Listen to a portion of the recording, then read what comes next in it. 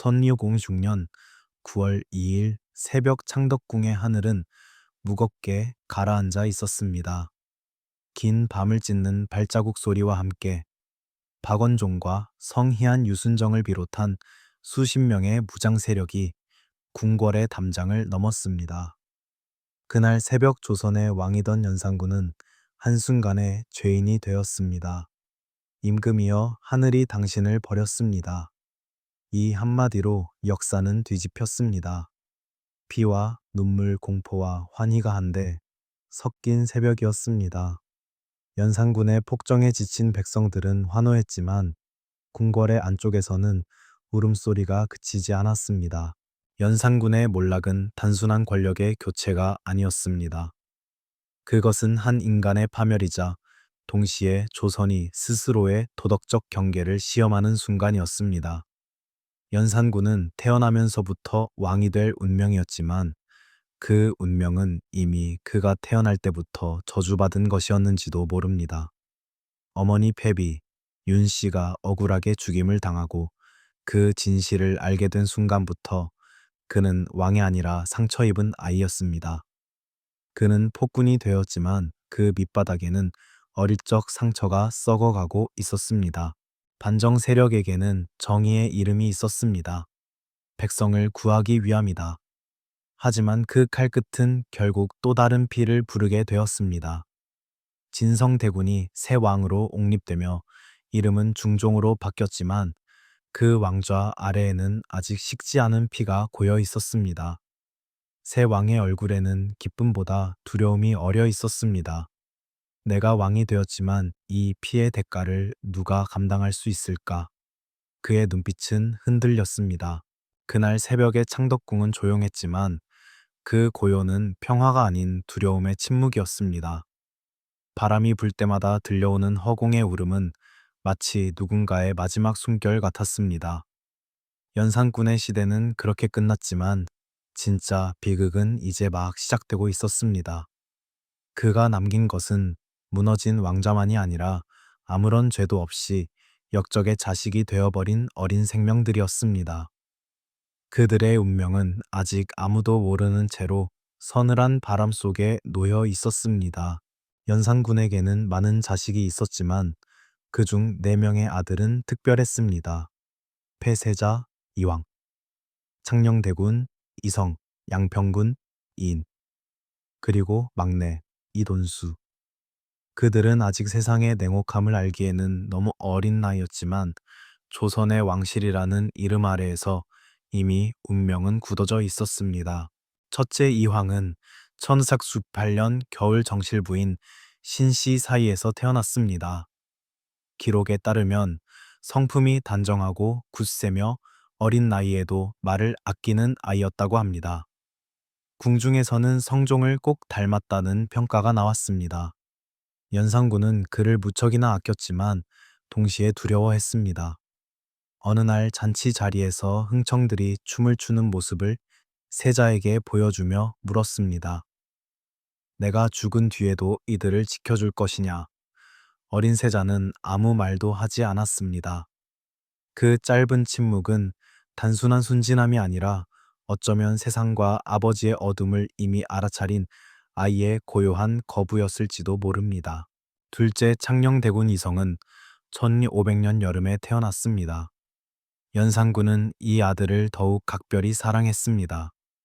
그는 쌀과 금을 하사하며 아들의 미래를 준비했고 궁중의 승지를 직접 돌보게 했습니다. 웃음이 많고 천진한 성격으로 궁녀들과 하인들까지도 그를 귀여워했습니다. 그러나 그 천진함은 곧 비극의 씨앗이 되었습니다. 왕의 사랑을 받은 아이라는 이유만으로 그는 가장 먼저 죽음의 표적이 되었기 때문입니다. 셋째 양평군 이인은 후궁 이정희 소생이었습니다. 성품이 조용하고 내성적이었지만 글 읽기를 좋아하고 늘 책을 손에 쥐고 있었다고 합니다. 마지막 막내 이돈수는 기록이 거의 남아있지 않습니다. 이름조차 희미하게 사라진 아이. 그러나 분명한 것은 그 또한 형들과 함께 궁궐의 뜰에서 뛰놀던 해맑은 눈을 가진 어린아이였다는 것입니다. 그들의 삶은 짧았지만 빛나지 않았던 것은 아닙니다. 연산군이 폭군으로 몰려가던 시절에도 이 네 아이만큼은 그의 유일한 위안이었습니다. 그들에게는 정치도 권력도 반정도 없었습니다. 오직 아버지의 사랑과 형제의 웃음만이 전부였습니다. 그러나 1506년의 가을이 다가오며 그 천진한 웃음은 점점 사라져갔습니다. 아버지는 왕에서 죄인이 되었고 그들은 하루아침에 역적의 자식이 되었습니다.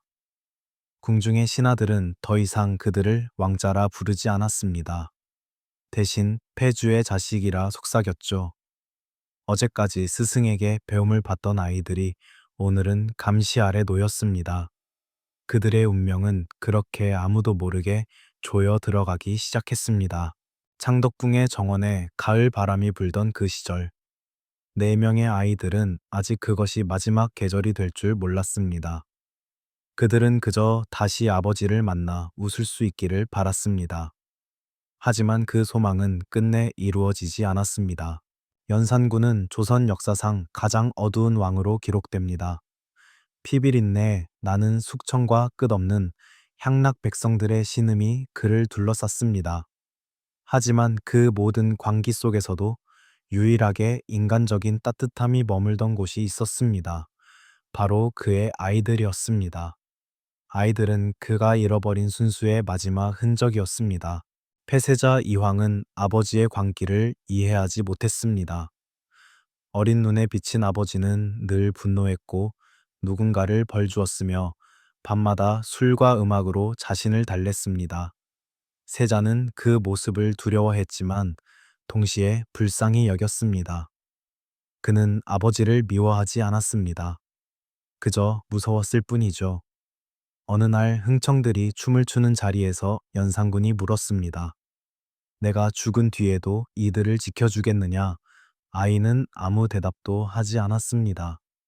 그 짧은 침묵은 왕에게 상처로 남았지만 세자에게는 처음으로 세상의 불의를 마주한 순간이었습니다. 창녕대군 이성은 그런 형과 달리 밝고 해맑은 아이였습니다. 그는 연산군이 화를 내거나 곤장을 내릴 때마다 조심스레 옆에 다가가 아버지 이제 그만하세요 라며 손을 잡았다고 전해집니다. 그 한마디는 왕이 아니라 아버지로서의 연산군을 일깨우는 유일한 순간이었습니다.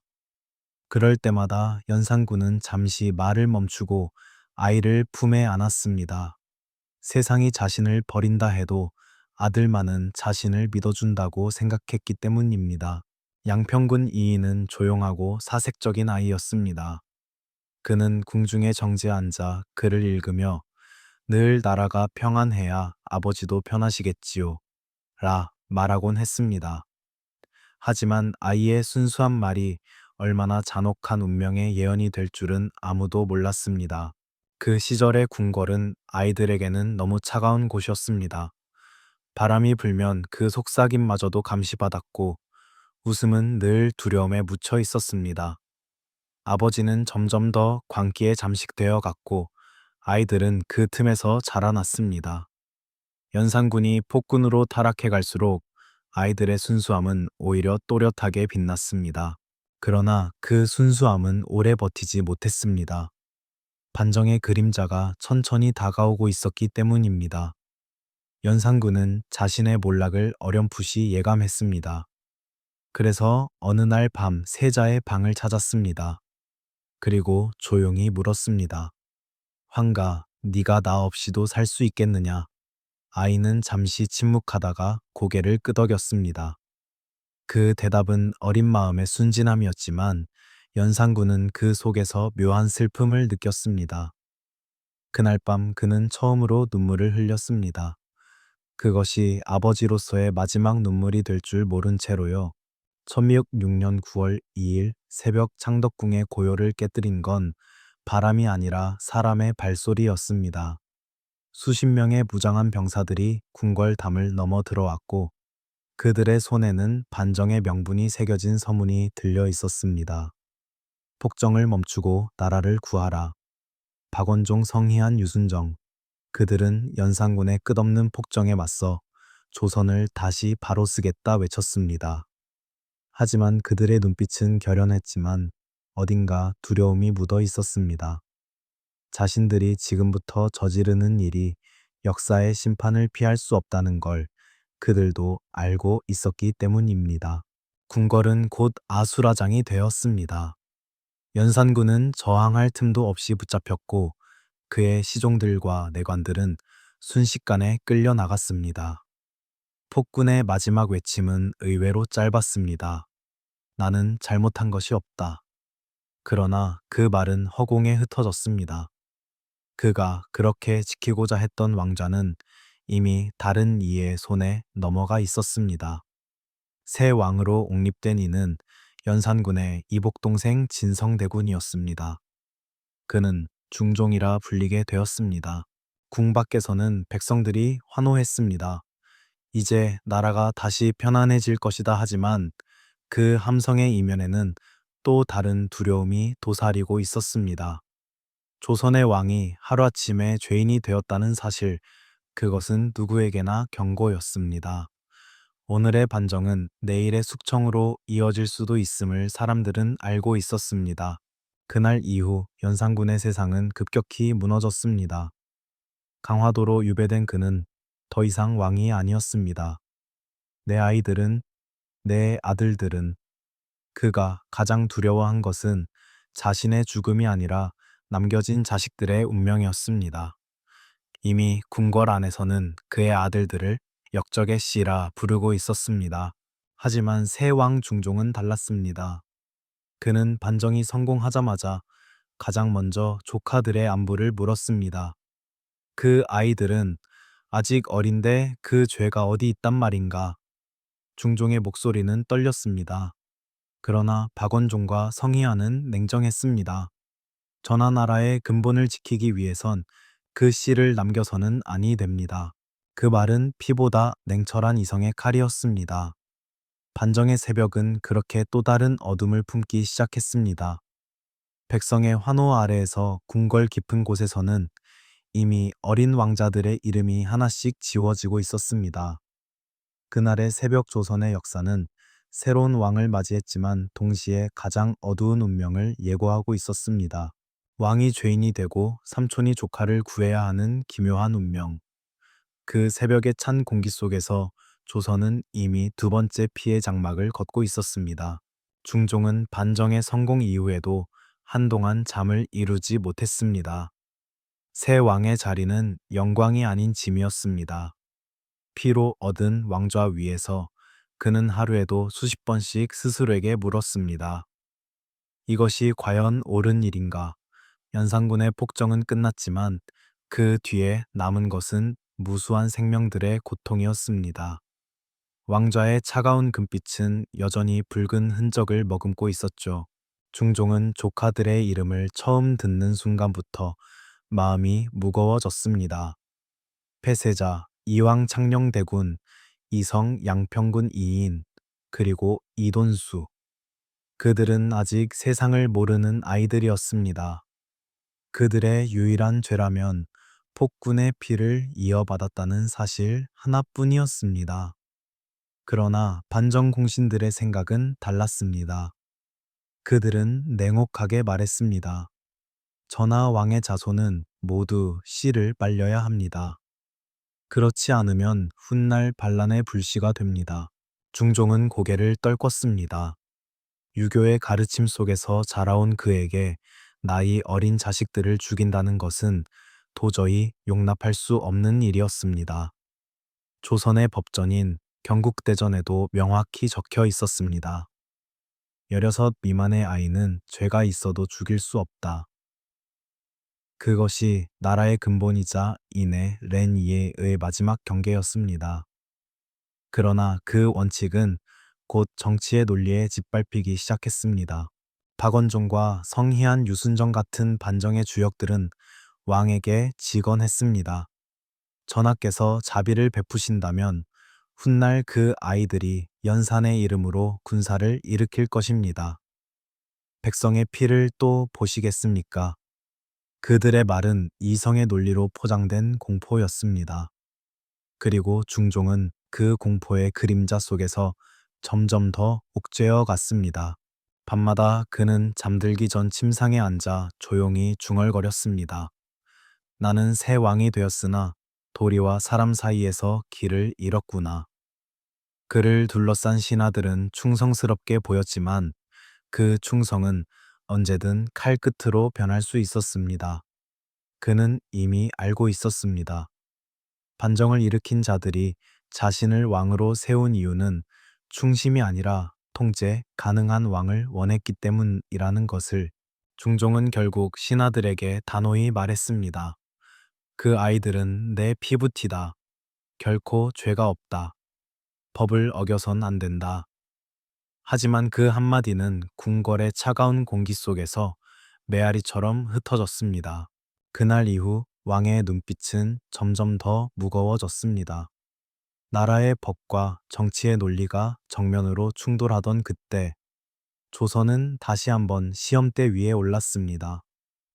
정의란 무엇인가? 왕의 의로움이란 어디까지인가? 그 질문 앞에서 중종은 이미 인간의 고뇌를 넘어선 자리에서 외롭게 싸우고 있었습니다. 시간이 흐를수록 조선의 궁궐은 피로 다져진 정적에 잠겨갔습니다. 연산군의 그림자는 사라졌지만 그가 남긴 두려움은 여전히 살아 있었습니다. 반정 공신들은 입을 모아 말했습니다. 그 피를 남겨두면 언젠가 그 피가 우리를 삼킬 것이다. 그들의 눈에 연산군의 아들들은 아이가 아닌 미래의 복수자였습니다. 박원종은 가장 강경했습니다. 그는 조정회의 자리에서 이렇게 외쳤습니다. 전하 역적의 씨는 반드시 뿌리째 뽑아야 합니다. 한 점의 자비가 훗날 나라를 무너뜨릴 것입니다. 그의 말에 신하들은 숙연히 고개를 끄덕였습니다. 그러나 그 눈빛 속에는 정의가 아닌 공포가 도사리고 있었습니다. 반정을 성공시킨 자들은 알고 있었습니다. 그들이 지금 왕을 세웠듯 언젠가 자신들도 무너질 수 있다는 것. 그래서 그들은 확실히 완전히 흔적 없이 잘라내야만 했습니다. 그들에게 어린 왕자들은 단지 숫자였습니다. 연산의 피 4명. 그것은 국가 안정의 이름으로 덮인 살생의 명분이었습니다. 신하들은 서로에게 묻지 않았습니다. 정말 옳은 일인가 그 질문은 이미 사라졌습니다. 그들에게 남은 건 오직 자신들의 권력과 안위를 지키려는 본능뿐이었습니다. 하지만 중종의 눈빛은 달랐습니다. 그는 신하들의 회의를 조용히 듣고 있다가 입을 열었습니다.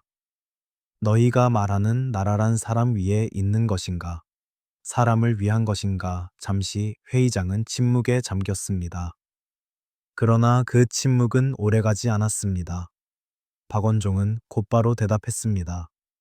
전하 지금은 사람을 생각할 때가 아닙니다. 왕조를 지켜야 합니다. 그 순간 중종의 손끝이 떨렸습니다. 그는 더 이상 말하지 않았습니다. 왕의 말은 곧 법이어야 했지만 그날의 궁궐에서는 신하의 말이 법이었습니다. 왕권은 반정의 피로 태어났고 그 피는 여전히 마르지 않았습니다. 밤이 깊어질수록 중종의 마음은 더욱 무거워졌습니다. 그는 홀로 서책을 펼쳐 읽었습니다. 렌인 없는 정정은 폭정이다. 그 문장을 본 순간 그는 깊은 한숨을 내쉬었습니다. 연산군의 폭정은 미쳐서 시작되었지만 자신이 맞이한 냉혹한 현실은 두려움으로부터 비롯된 폭정이었습니다. 그 무렵 궁궐의 복도 끝에서는 어린 목소리가 들렸습니다. 아버지는 언제 오시나요? 그 말이 중종의 귓가에 스며들 때 그는 왕이 아니라 한 인간으로서 무너져 내렸습니다. 그러나 현실은 냉혹했습니다. 그 한마디가 이 아이들이 곧 사라질 운명을 더욱 또렷하게 예고하고 있었기 때문입니다. 반정이 성공한 후 1506년 9월의 하늘은 유난히 흐렸습니다. 궁궐의 담장 너머에서는 가을빛이 비치고 있었지만 그 안의 공기는 싸늘하고 무거웠습니다. 중종은 새 왕이 되었지만 그의 얼굴에는 승리의 기쁨이 아니라 지독한 피로가 서려 있었습니다. 그는 날마다 같은 악몽을 꾸었습니다. 어린 조카들이 자신을 향해 묻는 꿈이었습니다. 삼촌, 우리는 무엇을 잘못했나요? 그 질문에 중종은 단 한 번도 대답할 수 없었습니다. 매일 밤 눈을 감으면 조카들의 얼굴이 어른거렸습니다. 웃음과 두려움이 뒤섞인 그 순수한 표정들. 그가 왕좌에 앉을 때마다 그 아이들의 눈빛이 자신의 어깨 위를 짓눌렀습니다. 12일 동안 중종은 끝까지 신하들과 싸웠습니다. 그 싸움은 칼로 하는 전투가 아니었습니다. 도리와 양심을 지키려는 왕의 외로운 투쟁이었습니다. 박원종과 성희안이 다시금 상소를 올렸습니다. 전하 조정의 안정을 위해서는 더 이상 머뭇거려선 안 됩니다. 백성들이 불안해하고 있습니다. 그러자 중종은 담담히 대답했습니다. 불안한 것은 백성들이 아니라 너희의 마음이 아니더냐. 죄 없는 아이들이 죽어야만 나라가 편안하다면 그건 이미 나라가 아니지 않느냐. 그의 말에 신하들은 침묵했지만 그 침묵은 동의가 아니라 불복종의 징조였습니다. 중종은 그것을 알고 있었습니다. 그들은 이미 결심했죠. 왕이 끝까지 거부한다면 자신들의 손으로 일을 끝낼 수도 있다는 것을. 그날 이후 중종은 더욱 초라해졌습니다. 궁궐의 가장 깊은 곳 서늘한 정전성디엔에서 홀로 기도를 드렸습니다. 부디 하늘이 내 죄를 대신 거두어 주소서. 내 손이 아니라도 그 아이들이 다치지 않게 하소서. 하지만 그 기도는 허공으로 흩어졌습니다. 왕의 한마디보다 공신들의 뜻이 더 강했습니다. 강화돼 유배된 연산군은 이미 소식을 들었습니다. 세자가 죽는다 하더냐. 그 말과 함께 그는 시금을 전폐했습니다. 한때 폭군이라 불렸던 그 남자도 아비로서의 슬픔 앞에서는 무너졌습니다. 바다의 바람이 그의 처소를 스칠 때마다 그는 중얼거렸습니다. 내가 잘못했어. 하지만 아이들은, 그 아이들만은. 그 사이 한양의 하늘은 더 어두워졌습니다. 22일의 싸움은 이제 끝을 향해 가고 있었습니다. 그리고 마지막 날 중종은 아무 말 없이 눈을 감았습니다. 결정을 내리기 전에고요. 그는 알고 있었습니다. 내일이 오면 역사는 더 이상 자신이 바라는 방향으로 흘러가지 않을 것임을. 그의 침묵은 포기였을까? 아니면 마지막 저항이었을까? 역사는 그날을 기록하지 않았지만 분명한 것은 단 하나였습니다. 한 인간이 왕이라는 이름 아래에서 가장 비인간적인 선택 앞에 무너졌다는 것. 그리고 그 순간 조선의 왕좌는 더 이상 권위가 아니라 죄의 짐이 되었습니다. 선릉꽃은 6년 9월 24일, 하늘은 잔인할 만큼 맑았습니다. 창덕궁의 뜰을 가로지르는 바람은 부드러웠지만 그날만큼은 모든 것이 날카롭게 느껴졌습니다. 아침 일찍 궁 안에는 은밀한 명령이 내려졌습니다. 폐주 연산군의 네 아들 모두 사약을 내릴 것이니 준비하라. 그 한 줄의 명령은 아이들의 이름조차 부르지 않은 채 죽음을 선고했습니다. 폐세자 이황 8살, 창녕대군 이성 6살, 양평군 이인 7살, 그리고 막내 이돈수 나이조차 기록되지 않은 어린아이. 그들은 그날 한 사람씩 불려 나갔습니다. 형제는 서로의 손을 붙잡았고 아무도 울지 않았습니다. 그저 두려움에 떨던 막내가 형의 옷자락을 붙잡으며 속삭였습니다. 형, 아버지는 언제 오셔? 아무도 대답하지 않았습니다. 세자의 눈빛만이 잠시 떨렸습니다. 그는 무엇인가를 이해한 듯 아주 작게 고개를 끄덕였습니다. 그 어린 눈 속에는 운명을 받아들인 고요한 슬픔이 깃들어 있었습니다. 사약이 내려졌을 때 궁녀들은 차마 얼굴을 들 수 없었습니다. 그들은 입술을 깨물며 눈을 감았고 울음은 차마 밖으로 새어나오지 못했습니다. 그들의 죽음은 소리 없는 폭풍이었습니다. 한 아이는 사약잔을 손에 쥐고 한참을 바라보다가 마치 약이 아니라 물인 듯 조용히 삼켰습니다. 그렇게 네 개의 작은 생명이 한 왕조의 냉정한 결단 아래 사라졌습니다. 소식이 강화도로 전해졌을 때 연산군은 이미 모든 걸 체념한 듯한 얼굴로 벽을 바라보고 있었습니다. 그는 한참을 말없이 있다가 피를 토하듯 외쳤습니다. 내 죄가 크다. 하지만 그 아이들은 그 뒤로 그는 음식을 입에 대지 않았습니다. 세상을 향한 분노도 왕좌에 대한 미련도 모두 사라지고 남은 것은 오직 아이들의 이름이었습니다. 한편 중종은 그날 밤 정효문을 내리며 단 한 가지를 당부했습니다. 장래만은 예를 다하여 치르라. 그것이 그가 조카들에게 해줄 수 있는 마지막 자비였습니다. 왕이었지만 아무것도 지킬 수 없었던 인간의 간절한 유언이었죠. 장례는 조용히 그러나 정성스럽게 치러졌습니다. 궁궐 깊은 곳에서 향불이 피어오르고 네 개의 관이 나란히 놓였습니다. 그 앞에서 중종은 눈을 감았습니다. 너희를 구하지 못해 미안하다. 아무도 듣지 못한 속삭임이 공중에 흩어졌습니다. 그날의 하늘은 유난히 푸르고 바람은 무심했습니다. 그러나 역사는 기억합니다. 조선이 스스로의 법을 어기고 4명의 아이를 죽였던 날. 그것은 한 나라의 부끄러움이자 인간의 윤리가 무너진 순간이었습니다. 그 아이들은 단지 연산군의 자식이 아니라 조선이 버린 양심의 이름이었습니다. 그날 이후 창덕궁의 한켠에는 끝나지 않은 울음이 흘렀습니다. 그 울음의 주인공은 바로 패비 신씨, 연산군의 정실 부인이자 두 아들의 어머니였습니다. 그녀는 더 이상 왕비도 아니었고 아내도 어머니도 아니었습니다. 단지 두 아이를 잃은 여인으로 남아 있었습니다. 그녀의 방은 텅 비었고 침상에는 여전히 아이들이 남기고 간 작은 비단 인형이 놓여 있었습니다. 신 씨는 매일 밤 그것을 꼭 끌어안고 잠들곤 했습니다. 신 씨는 본래 온화하고 덕이 깊은 인물이었습니다. 연산군이 폭정을 일삼을 때도 그녀는 간언을 멈추지 않았습니다. 전하 백성의 눈물은 언젠가 하늘에 닿습니다. 그러나 그 말은 닿지 않았습니다. 대신 그녀의 간절함은 남편의 분노를 잠시 잠재웠을 뿐 결국 아무것도 바꾸지 못했습니다. 그러나 신 씨는 그 순간조차 남편을 원망하지 않았습니다.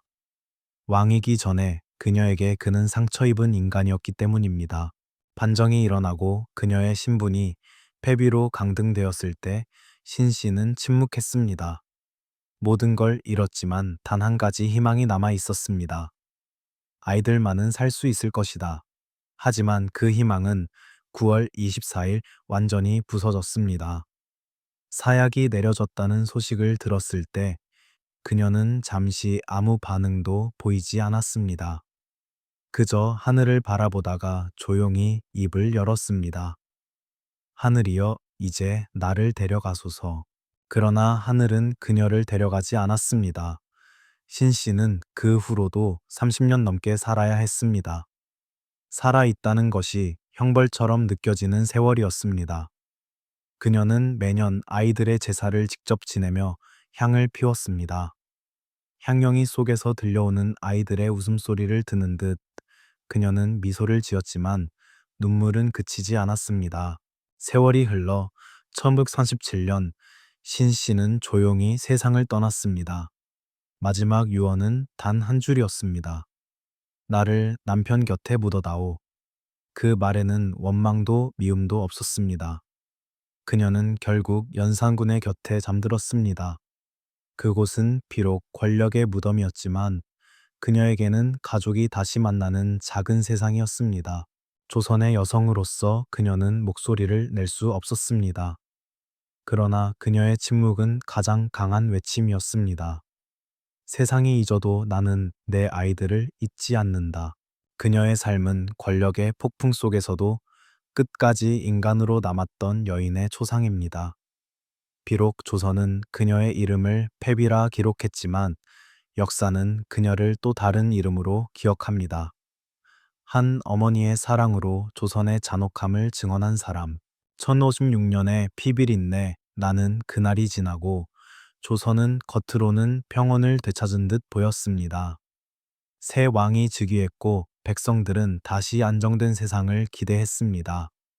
그러나 그 이면에서 조선은 이미 깊은 균열을 품고 있었습니다. 법보다 정치가 앞서고 인간보다 체제가 우선하는 나라. 그 모순이 바로 어린 왕자들의 죽음이 남긴 유산이었습니다. 조선은 스스로 정한 법을 어겼습니다. 경국대전은 분명히 말하고 있었습니다. 16 미만의 아이는 죄가 있어도 죽일 수 없다. 그러나 그 법은 반정의 논리 앞에 무너졌습니다. 왕조의 안정을 위해서라면 인간의 생명도 예외일 수 있다는 위험한 전례가 만들어진 것이었습니다. 그날의 피는 말라 사라졌지만 그 흔적은 후대의 정치를 더 잔혹하게 만들었습니다. 그 결과는 곧 나타났습니다. 살인과 훈구의 갈등, 조광조의 죽음, 그리고 연이은 사화 시호의 시대. 권력은 법을 넘어섰고 신념은 생명을 빼앗았습니다. 중종의 시대는 아이러니하게도 인간의 도덕을 지키려던 왕이 법의 무력함을 증명한 시대보가 되어버렸습니다. 왕이 있어도 왕이 통치하지 못하고 신하가 도를 말하지만 도가 없는 정치. 그 씨앗이 바로 그날의 결단에서 비롯된 것이었습니다. 한편 왕권과 신권의 균형도 무너졌습니다. 중종은 왕이었지만 왕답지 못했습니다. 그는 조카들을 살리고자 했으나 결국 신하들의 뜻을 꺾지 못했습니다. 왕이 결정을 내리지 못하는 나라, 그것이 당시의 조선이었습니다. 백성들은 그 사실을 몰랐지만 궁궐 안에 누구도 모른 척하지 않았습니다. 중종의 한숨은 점점 더 깊어졌고 신하들의 권력은 점점 더 커졌습니다. 그리하여 왕이 신하의 손에 길들여지는 체제, 훗날 세도 정치로 이어지는 구조가 이때 이미 싹텄던 것입니다.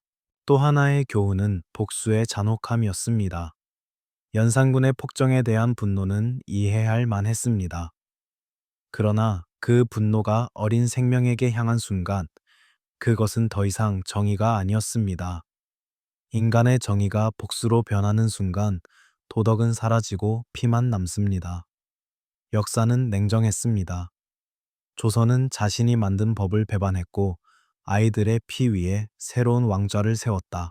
하지만 그 모든 비극 속에서도 한 줄기 빛이 있었습니다. 인간으로서의 양심을 지키려 한 중종의 고뇌. 그는 끝내 조카들을 구하지 못했지만 그 후로도 죽은 아이들의 장례를 직접 챙기며 연산군의 딸들이 억울한 일을 당하지 않도록 보호했습니다. 그것은 정치의 언어가 아닌 인간의 언어였습니다.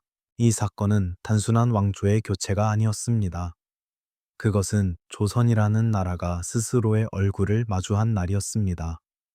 법이란 무엇인가, 정의란 어디까지인가, 그리고 권력이 인간을 어떻게 삼키는가.